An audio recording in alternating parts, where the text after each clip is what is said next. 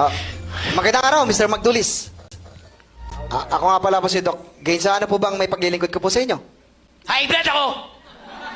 High blood po kayo. Baka naman... may tanong ko lang po ba? Ano po ba yung kinakain nyo? Talbos na kamote!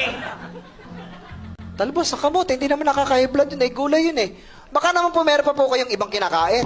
Wala na! Yun lang ang kinakain ko! Umaga, tanghali, gabi, snack, midnight snack!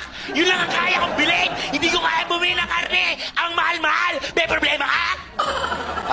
Dandahan lang po, Mr. Patulis. Alam ko na po ang gamot dyan. Ano? Saglit lang po. Ano mo pala eh? Naan mo pa? Ito po, bumili po kayo ng ulam, wag lang po yung talbos ng kamote. Ano pong pakiramdam nyo ngayon? Ang gaan ha?